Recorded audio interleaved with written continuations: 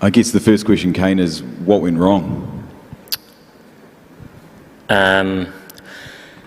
Very broad question, I suppose. We could be here a while.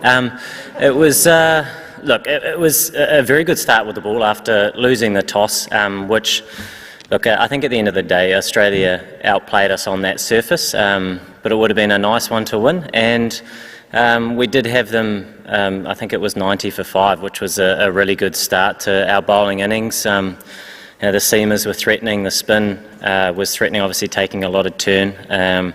And I think that partnership between Khawaja and Carey was superb. I don't think anybody hit the ball well on that surface all day except for Carey, and they managed to put on 100, which certainly got them a very, very competitive total. And we were, I suppose, 1 wicket away if you're looking at positives in terms of our bowling performance and trying to restrict them to a much lower total, but it wasn't to be today. Kane, can you just explain the tactics around when you had them 90 odd for 5 and why you didn't bring back someone like Trent Boult? Yeah, I mean, like I say, it was turning a lot and offering a little bit with the seamers, and as the ball got softer, I felt that the spin, I certainly would have liked to have imagined that it would have been a lot more difficult, but the matchups kind of didn't really fall our way with both our spinners turning the ball into 2 left-hand batters, hence why I bowled a few more overs again. But once again, credit to the way that the Australian batters sort of fought hard to get them to a very good score really on that surface. Andrew? Kane, how restrictive was the Australian bowling? Because it seemed like a struggle to be able to get the ball away in the early part of that chase.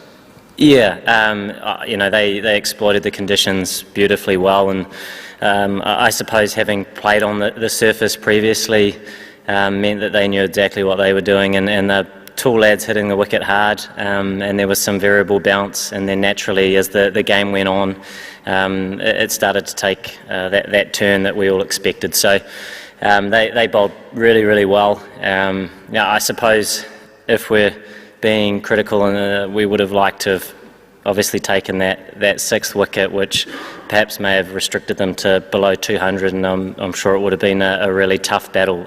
But once again, they outplayed us in all facets today, and it wasn't to be. And from our perspective, once again, it's another surface that's been really challenging and different to other ones, but we do need to move on really quickly to our next match, which we know will be different again. Kane, just an extension of that, I guess. The combination of Mitchell Starc and Pat Cummins, how formidable a threat is that in this World Cup? Yeah, I mean, they've been world class, and I guess on some of these tired surfaces when the ball starts perhaps I guess getting a little bit rough on either side, someone like Mitchell Starc with the way he can get the ball reversing towards that middle back end, and that is how they use him, and that's one of his big strengths, and he showed that again today on a dry wicket. And obviously Pat Cummins has been brilliant for them for a long period of time. So I think as a side, on a whole, they're a very well balanced side with a number of threats with bat and ball. Kane, with obviously 2 defeats in a row in England to come now, was there at any point this evening thought about net run rates? Obviously, that it is with Pakistan winning again, that gap is narrowing a wee bit. Is that something that's on the team's mind at all?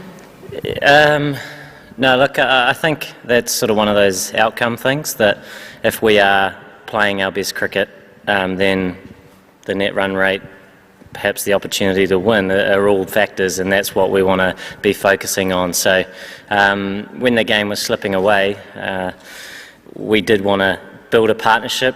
We did want to try and take the game to a position where we might be able to fire a few shots, which obviously would have helped in that instance, and also given us more of a chance to perhaps have the opportunity to get over the line, but neither of those were a possibility today. So once again, it is about moving on and going to Durham and looking forward to a new surface, new opposition, where as a side need to be really positive and play with that freedom, because when we do that, that is when we play our best cricket, and that's the sort of mindset we need to have.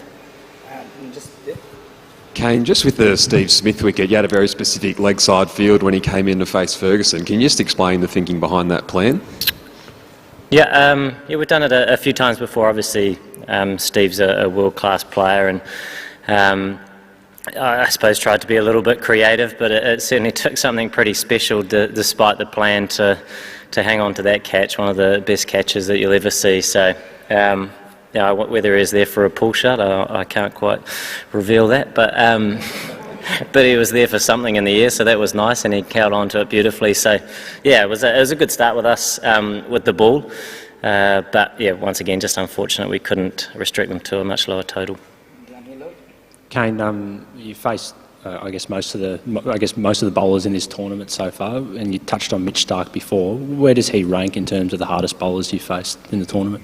Yeah, look, obviously Mitchell Starc's often mentioned among the top bowlers in the world, and I often look at conditions in terms of who are the biggest threats, but in any conditions he's a wicket taker, and obviously shown that over a long period of time. And I suppose coming into this tournament, a lot of people expected certain conditions. They probably haven't quite been what people have expected, and they have been a lot drier, and which is fine. The contest has been perhaps a lot more for the bowlers and the lower scoring, but at the same time everybody has a role to play. But someone like Mitchell Starc, with the ball that he can get reversing after that new ball spell, is a definite weapon for him, and a really great thing for the Australian side, because at times wickets through the middle can be a tough thing to come by, but they've obviously got a number of strengths in their lineup where they're able to call upon and able to achieve that.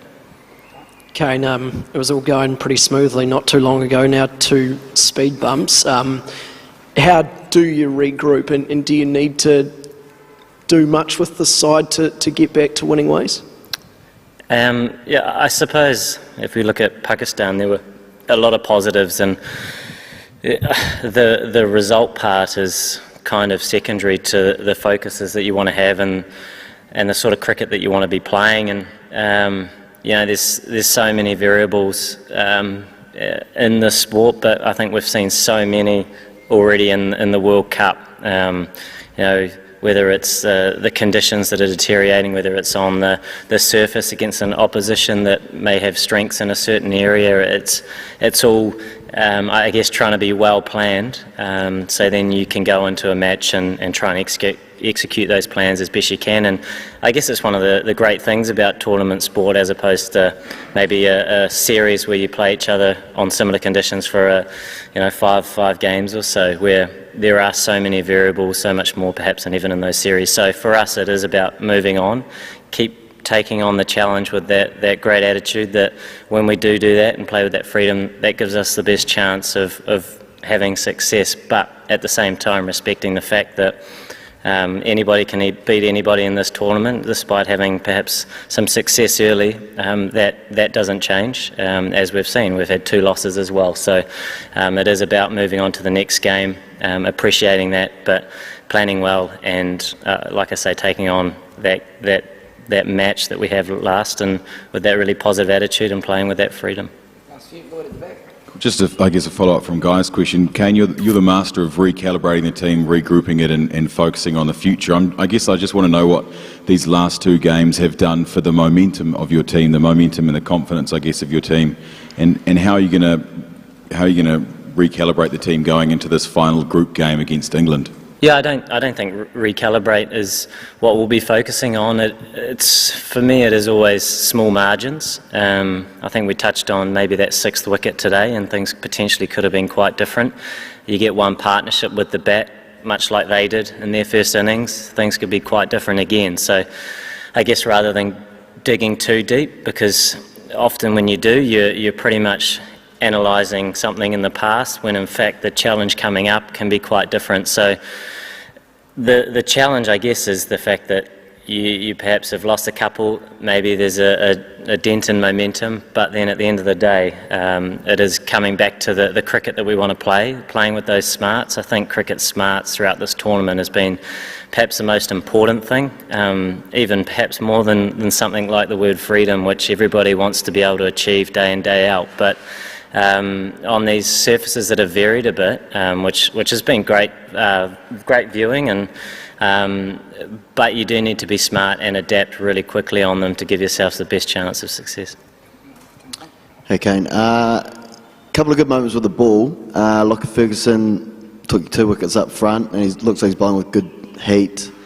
And obviously Trent Boult with that hat-trick at the end. Can we just get a quick word on both those performances?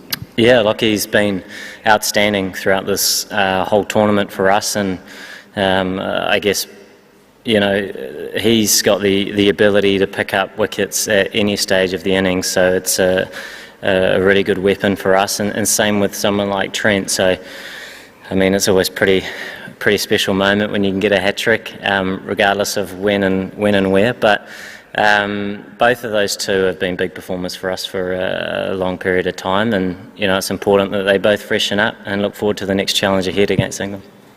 And last one to Guy. Do you want to pass it back, guys? Just on a positive note, what was your reaction when Martin grabbed that catch? Could you believe it? Pretty pleased. That was an epic catch, wasn't it? So, yeah, I guess he had a couple of practices at some toughies, and then he took the third one, didn't he, which was good.